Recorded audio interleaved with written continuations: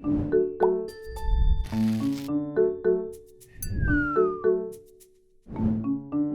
I'm Liza. And I'm Anna, and we are excited to continue this series of practically learning how to show God's love. Yeah, and today we're going to dive deeper into what it looks like to show God's love with gentle words. Now remember, this is not just true of the actual words we use, but it's also in the tone that we use to communicate with others. Absolutely. Let's check out this week's God story and continue where we left off last week.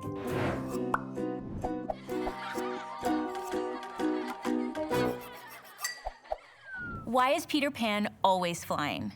Because he never lands. Hey everyone, my name is Liza. Happy to be back again with you this week. Fun fact about me, I'm a little bit of a cat lady. I have 2 cats of my own, and one of them, Dolly, is really playful, super high energy. But I can remember a time where she got sick and I had to take her to the vet. And the vet told me that when I brought her home, I had to be really gentle with her for a couple days because she was on a lot of medication and had to wear a cone around her neck. So when we got home, I couldn't play with her, I couldn't chase her around. I just had to pet her very calmly, hold her very gently. But it was through those gentle actions that I was able to nurse her back to her old self. And that leads me to today's big idea. We can show God's love with gentle words. In this series, we've been learning more about the fruit of the Spirit, which is love, joy, peace, patience, kindness, goodness, faithfulness, gentleness, and self-control. And today, we're going to focus on gentleness. So first, what is gentleness? Well, think about the different ways that you've been told to be gentle. Maybe you're holding a newborn baby and someone says, be gentle. Or you're carrying flowers and you have to be gentle. Or remember the story about me with my cat? I had to be gentle.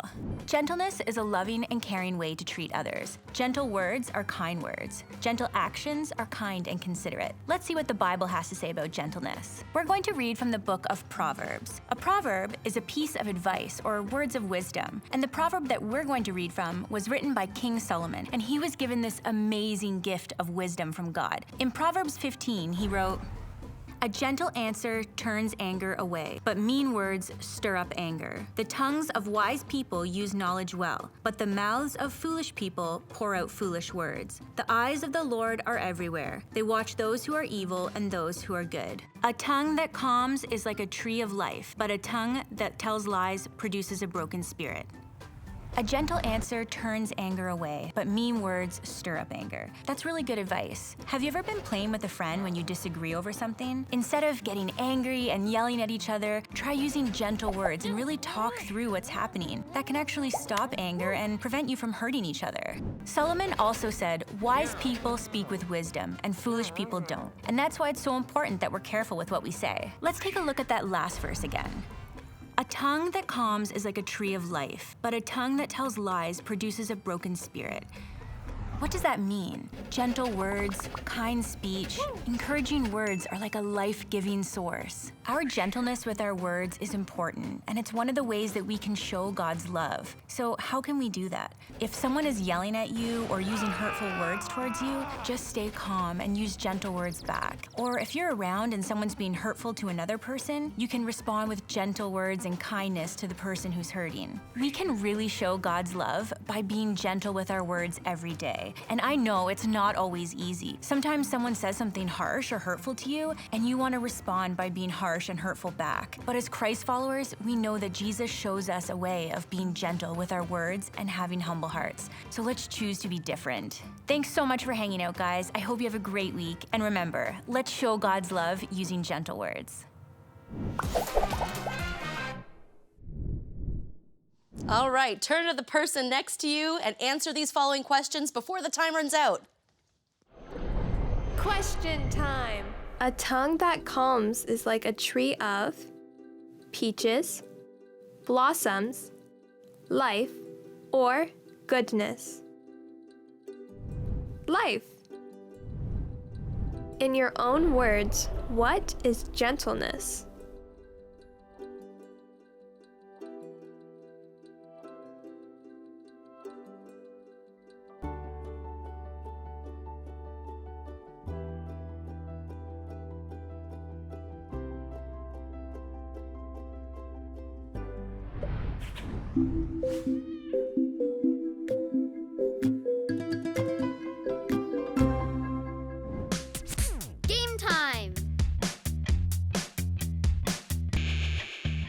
scrambled eggs.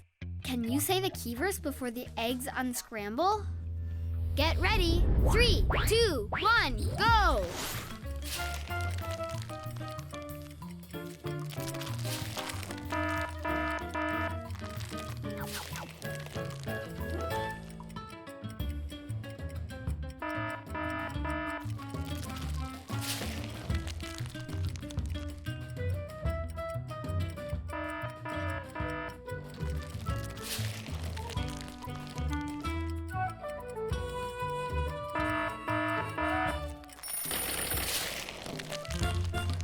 Say it with me. The Holy Spirit produces this kind of fruit in our lives: love, joy, peace, patience, kindness, goodness, faithfulness, gentleness, and self-control. Galatians 5, verse 22 to 23.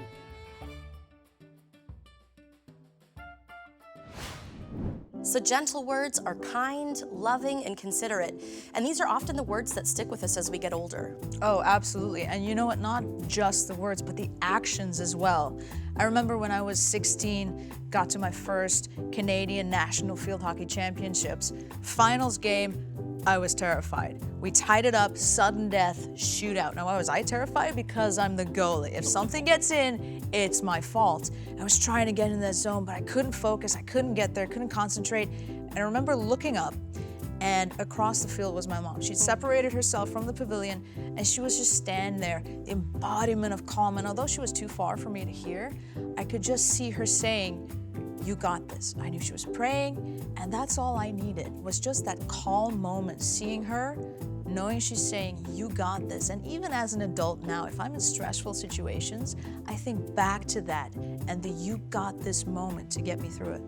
That's so powerful, and such a great reminder to us that it doesn't have to be in the big and the elaborate and the loud to make a difference. Sometimes it is in that small, gentle, quiet way we have that makes the most impact.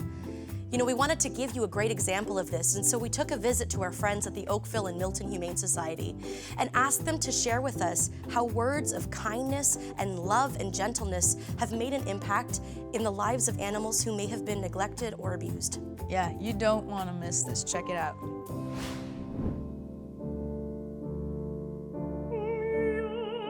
Can you imagine what the world would look like if we could understand what animals had to say? If we could speak their language? A place that not only understands the heartbeat of animals, but that shows them love, care, and kindness is the Oakville and Milton Humane Society. The main focus of the Oakville and Milton Humane Society is to help animals. We find lost animals and reunite them with their families. We take in animals that no longer can stay in their homes and find new homes for them. We rescue animals that are in trouble in our community. We investigate allegations of cruelty and neglect. And so we're here to be a resource to our community, both the animals and the people. The animal species that we tend to get here, for the most part, are dogs and cats. But what people don't realize is that pretty much anything that walks, flies, swims, crawls, and needs assistance in our community could come in. So that has included things as large as ostriches and as small as fish.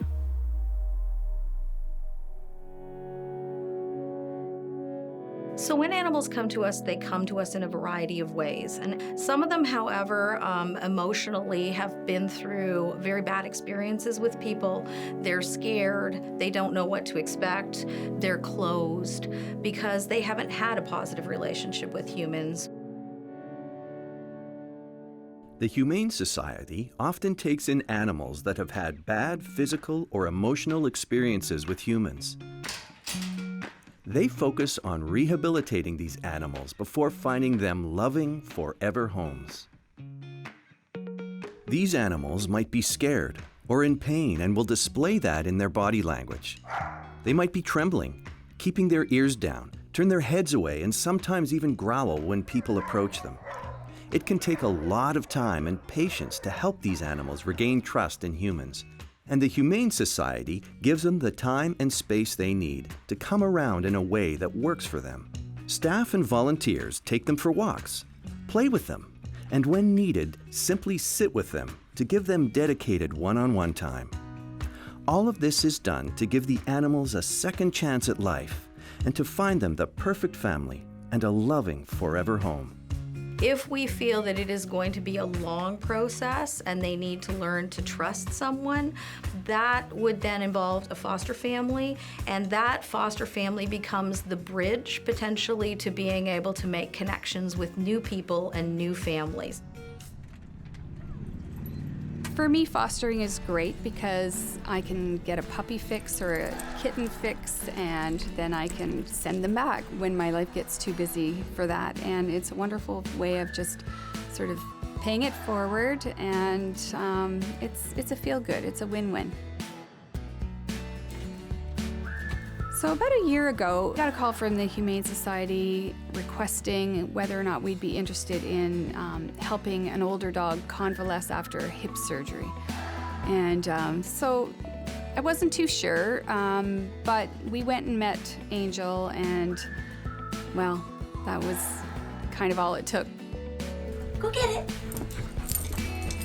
So I guess the couple of months stretched into a couple more months, and at this point we were very comfortable with her in the house, and she's kind of fit right in, so we didn't have the heart to sort of send her back and start at ground zero looking for a forever home, so we decided to keep her.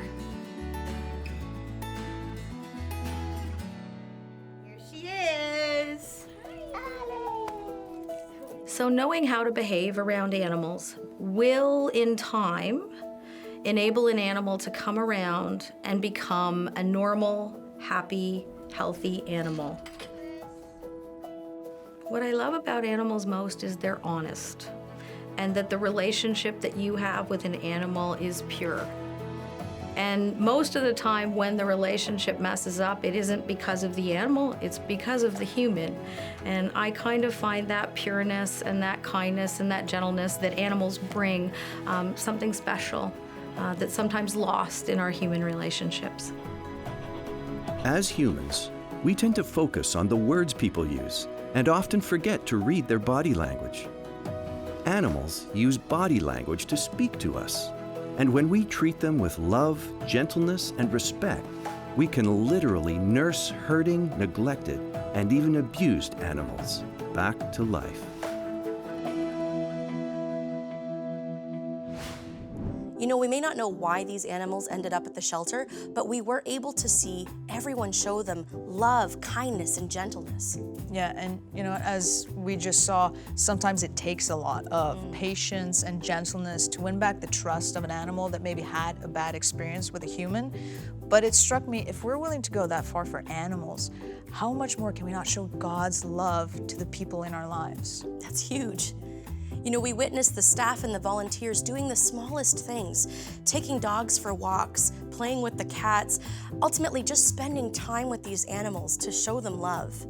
How can we now take that example for our own lives and take time for people, show them love and gentleness, and ultimately God's love for them? Yeah, I mean, we can show God's love to the people in our lives, we can show it to the animals in our lives, we can show it to all of God's creation. So let's go into our small groups now and discuss what this will look like if we actually were to apply it in our own lives. See ya.